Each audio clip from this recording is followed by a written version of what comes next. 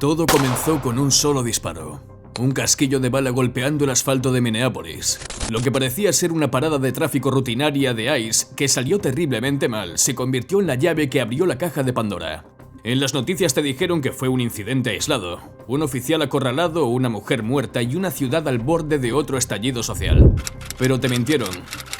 Ese disparo no fue el final de la historia, sino la señal de inicio para la operación federal más grande de la historia del Medio Oeste. Hoy verás lo que las cámaras de noticias no mostraron. Verás cómo el FBI, la DEA y el DHS descubrieron que la amenaza no era un conductor asustado, sino una organización paramilitar que había infiltrado la alcaldía, los tribunales y la policía. Dale al botón de suscribirse ahora mismo si crees que la verdad, por dolorosa que sea, siempre debe salir a la luz. La semana pasada un vídeo sacudió las redes sociales. Un agente de ICE, rodeado y presionado durante una operación de control migratorio, disparó su arma.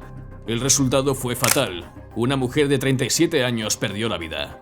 La narrativa política fue inmediata. El vicepresidente J.D. Vance salió en defensa del oficial.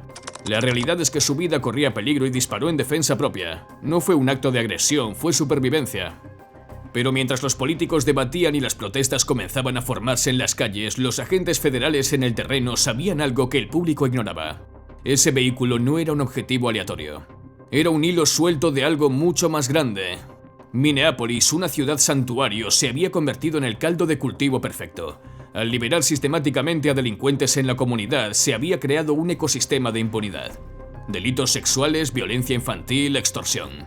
Los perpetradores eran arrestados y liberados por una puerta del juzgado. Pero ese único disparo cambió las reglas del juego.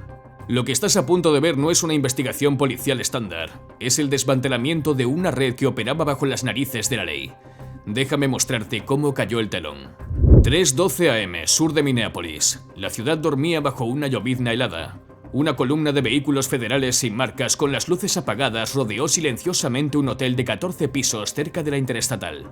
No hubo sirenas, no hubo advertencias. En segundos el perímetro estaba sellado. Los equipos tácticos bloquearon las salidas de emergencia y desactivaron los ascensores, dejándolos congelados entre pisos. Las escaleras de incendios fueron tomadas por operadores del equipo de respuesta especial, moviéndose rápido y agachados. La orden fue dada. ¡Brecha, brecha, brecha! Las puertas de las habitaciones fueron forzadas simultáneamente con arietes hidráulicos. El sonido de la madera astillándose resonó en los pasillos vacíos. Las luces tácticas de los rifles cortaron la oscuridad. ¡Policía Federal! ¡Manos visibles! ¡Al suelo ahora! Los ocupantes, aturdidos por el sueño y la velocidad de la incursión, fueron forzados al suelo. La operación avanzó metódicamente piso por piso, limpiando cada habitación sin dejar puntos ciegos. En menos de 45 minutos el hotel estaba asegurado. El saldo inicial fue impactante. 236 detenidos, la mayoría inmigrantes ilegales de origen somalí. Pero cuando los agentes comenzaron a registrar el lugar, la narrativa cambió drásticamente. Esto no era un refugio humanitario, sino un centro de comando. Los agentes desarmaron los paneles del techo y rajaron los colchones. Encontraron 127 pasaportes falsificados de alta calidad, pilas de teléfonos prepagados y sobres Manila llenos de dinero en efectivo ocultos en los conductos de ventilación. Entonces la búsqueda tomó un giro siniestro. Debajo de las camas y en armarios cerrados con doble llave, descubrieron un arsenal. 39 armas de fuego, incluyendo pistolas Glock modificadas con interruptores automáticos y rifles estilo AR-15 cargados con munición perforante. Junto a las armas se encontraron ladrillos de cocaína y bolsas de fentanilo empacadas al vacío, listas para la distribución mayorista. El conteo de efectivos superó los $4 millones en billetes de baja denominación. Si crees que esta redada expuso algo más oscuro que simples violaciones migratorias, dale me gusta al vídeo ahora mismo. Y comenta investigar si piensas que esto fue solo la punta del iceberg. Al amanecer, la evidencia incautada en el hotel comenzó a hablar. Los analistas de inteligencia de la DEA conectaron sus computadoras forenses a los teléfonos incautados. Los dispositivos no dejaban de vibrar. Llamadas perdidas, mensajes encriptados en aplicaciones seguras, coordenadas GPS de puntos de entrega. Los analistas trabajaron frenéticamente correlacionando terabytes de datos. Lo que emergió fue una estructura piramidal clara. Y en la cima de esa pirámide había dos nombres que hicieron que los investigadores federales se detuvieran en seco. No eran pandilleros tatuados, sino que eran la élite de la ciudad. Khalif Nur Elmi, de 45 años, un juez respetado nacido en Somalia con un historial público intachable y conexiones políticas profundas. y Howden Ilesnur, 42 años, una abogada de defensa criminal y de inmigración conocida como una luchadora por los derechos civiles en Minneapolis. En el papel eran pilares de la comunidad. Durante una década esta pareja había construido una fachada criminal perfecta. Usaban su conocimiento del sistema legal para blindar la operación. Los migrantes somalíes eran introducidos de contrabando y al llegar eran absorbidos por la red. Se les entregaban identidades falsas, pero el precio era alto: servidumbre criminal. Se convertían en conductores, guardias de casas de seguridad y mulas de droga. La lealtad se imponía a través del miedo. Si alguien hablaba a sus familias en Somalia, pagaban el precio. Y aquí en Estados Unidos, Khalif y Howden les garantizaban protección legal.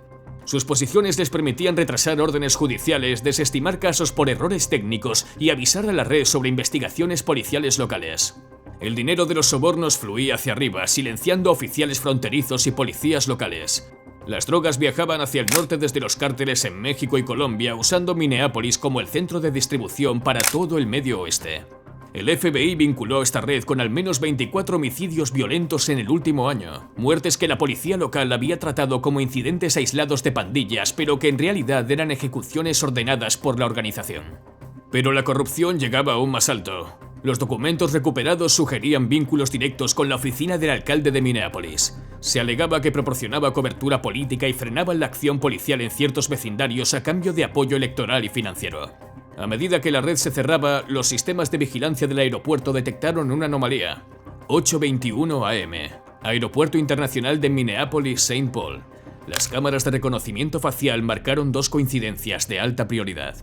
Khalif y Howden caminaban rápido por la terminal. Llevaban equipaje ligero, gafas oscuras y pasaportes recién emitidos bajo nombres falsos.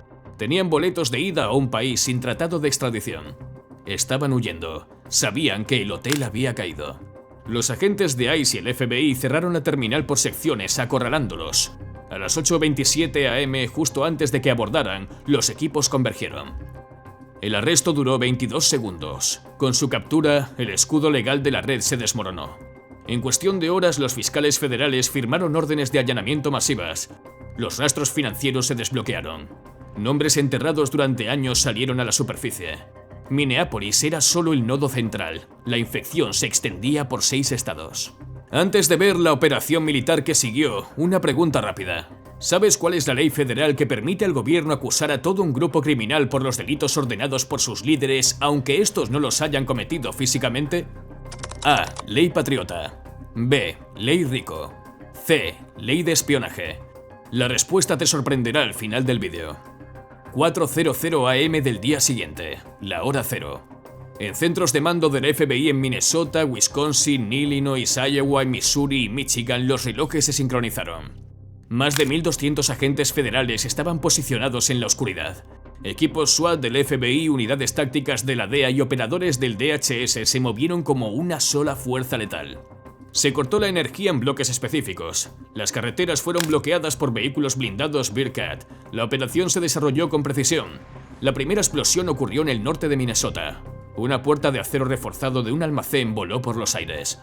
Los vigías armados del cártel intentaron dispersarse, pero las granadas aturdidoras acabaron con su resistencia. Siguió un tiroteo intenso. Los pasillos estrechos del almacén se iluminaron con los fogonazos de las armas automáticas. 2 sospechosos cayeron al intentar emboscar a los agentes. Un federal recibió un impacto en el chaleco, pero siguió avanzando. 4:18 am, afueras de Milwaukee.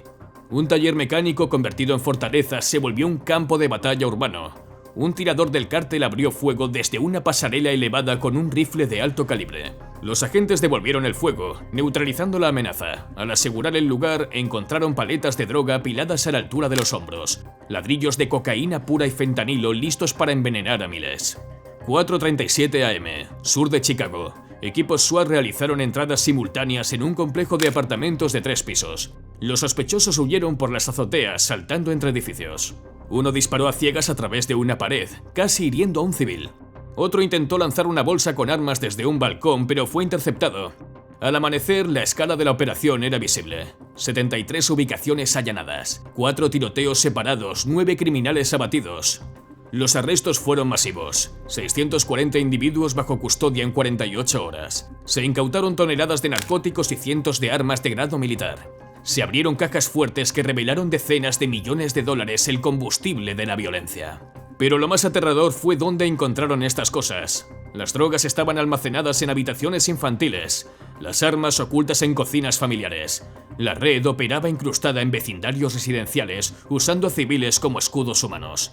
Esto no fue una simple redada policial, fue una guerra urbana contra una fuerza de ocupación criminal.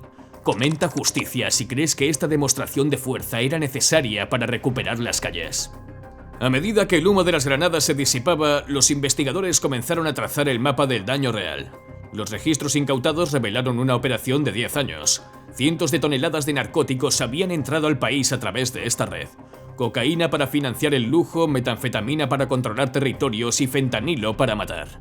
Los datos de los hospitales confirmaron la carnicería.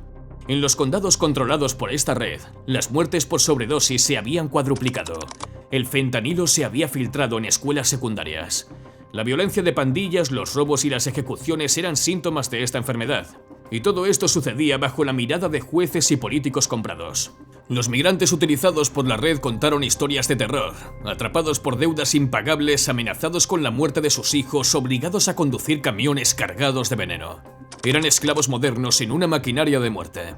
Pero para que una red así sobreviva una década, necesita ayuda desde adentro, y aquí es donde la investigación se volvió personal para los agentes honestos. Los interrogatorios revelaron la pobredumbre. Nombres de oficiales de policía aparecieron en las nóminas del cartel. Pagos mensuales a cambio de ignorar vehículos, avisar de redadas y desaparecer evidencia. Durante las siguientes 72 horas, Asuntos Internos y el FBI ejecutaron una purga silenciosa pero brutal. 12 oficiales de policía fueron arrestados en sus propios departamentos. Se registraron casilleros, se incautaron placas. Un jefe de policía en funciones fue esposado en su despacho acusado de redirigir patrullas para dejar corredores de droga libres. La traición fue profunda. Los oficiales que habían arriesgado sus vidas en las redadas vieron cómo sus propios jefes eran llevados presos. La corrupción se extendía a funcionarios municipales que aprobaban contratos fraudulentos y secretarios judiciales que alteraban expedientes. Era un ecosistema de corrupción donde el silencio se compraba con mucho dinero. Pero una vez que se cortó la cabeza, el cuerpo murió. Sin la protección de Califf y Howden, sin la cobertura del alcalde y la policía corrupta, la red colapsó. Los envíos se detuvieron, las alianzas se rompieron, el miedo cambió de bando. En 30 días, las admisiones hospitalarias por sobredosis en Minneapolis cayeron un 40%. Las calles, antes ruidosas por el tráfico de drogas, quedaron en un silencio tenso pero esperanzador. Los juicios federales comenzaron de inmediato. Califf, Nur Elmi y Howden Lesnur perdieron todo. Sus activos, sus licencias y su libertad. Enfrentan cadenas perpetuas. El mensaje fue claro: nadie es intocable. No importa si llevas una toga de juez o una placa de policía, si te alías con el crimen, caerás con él. Aunque la red ha sido desmantelada, el FBI encontró algo inquietante en los servidores encriptados de la abogada. Una lista de contactos de emergencia en Washington, D.C. y transferencias a cuentas offshore que aún no han sido identificadas. La red de Minneapolis podría haber caído, pero los tentáculos de esta organización podrían llegar mucho más alto de lo que pensamos. La investigación sigue abierta y activa. Esta historia nos deja una lección brutal. Las instituciones no fallan de golpe, se erosionan lentamente, un soborno a la vez, un silencio a la vez. La corrupción se disfraza de burocracia y se esconde detrás de títulos prestigiosos. La verdadera amenaza no siempre lleva un arma, a veces lleva un bolígrafo y se sienta en un despacho con aire acondicionado. La respuesta a la trivia: B. Ley RICO o Racketeer Influence and Corrupt Organizations Act. Es la herramienta clave para desmantelar mafias y cárteles, permitiendo juzgar a los líderes por los crímenes que ordenaron. La justicia depende de la vigilancia constante y de agentes valientes que se niegan a mirar hacia otro lado. Si crees que ninguna placa o cargo político debería otorgar inmunidad, comenta nunca más. Si quieres seguir viendo cómo destapamos la verdad detrás de los titulares, suscríbete al canal y activa la campana, porque cuando cae un rey criminal, la guerra por el trono apenas comienza.